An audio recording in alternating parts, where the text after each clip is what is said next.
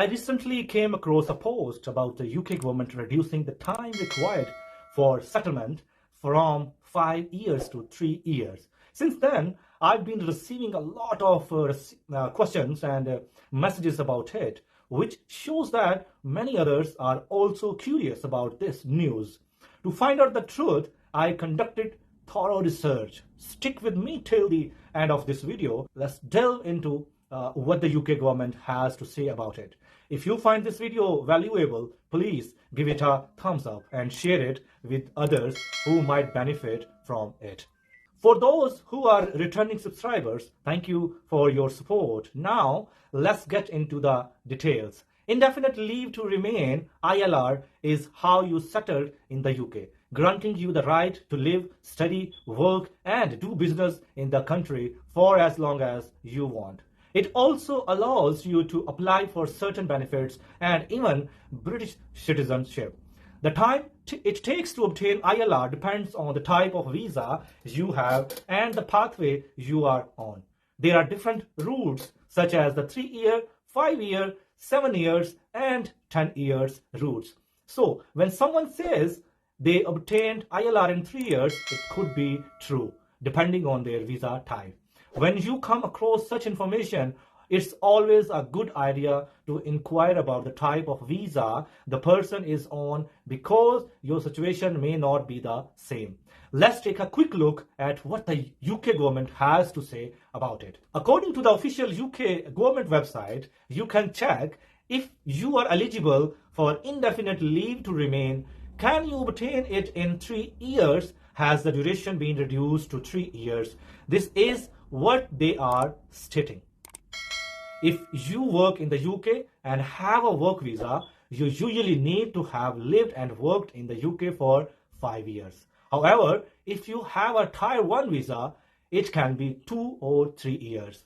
If you have an innovator, founder, or global talent visa, it can be 3 years. Additionally, you may also need to meet salary or financial requirements depending on your visa. The application process varies depending on whether you have a Tier 2, international, supports person, skilled worker visa, scale-up visa, global talent visa, innovator, founder visa, and representative visa. Or if you are a private servant in a diplomatic household with an international agreement visa, or a domestic worker. As you can see, some people are granted indefinite leave to remain after 5 years, while others may receive it after 2 to 3 years. It ultimately depends on the type of visa you have. Now, for Tier 2 visa holders, if you have a skilled worker visa, you may have the opportunity to settle permanently in the UK. You can obtain one of the following visas: skilled worker visa or Tier 2 general visa. The name changed from Tier 2 to skilled worker. If you have a Tier 2 minister or religion visa, or if you are an international supports person, you can get your indefinite leave to remain ILR after 5 years in the UK. If you have a skilled worker visa or health and care worker visa, you can apply for ILR after being in the UK for 5 years, providing you continue to be needed for your job and meet the requirements after obtaining ILR. You will need documents from your employer to confirm your eligibility. This is the eligibility criteria for those on a skilled worker visa or health and care worker visa.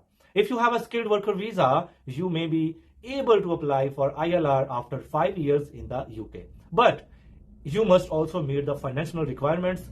There have been no changes to these rules, despite any rumors you may have heard.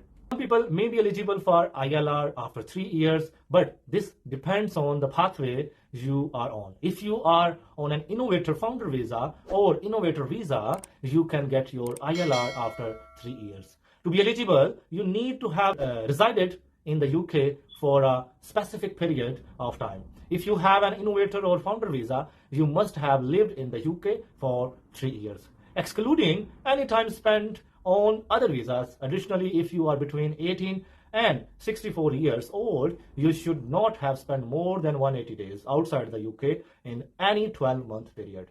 Once you meet these requirements, you can apply for indefinite leave to remain. After 3 years in the UK with an innovator founder visa, I understand that these rules can be overwhelming, especially with all the new changes. That's why I'm here to provide clarity and guide you in the right direction. It's important to remember that not everything you hear or see on the social media should be taken seriously. Always do your own research and verify information if needed. Seek expert advice. I hope this video has answered all your questions and clarify any doubt you may have had. Thank you for watching this video. See you in the next video.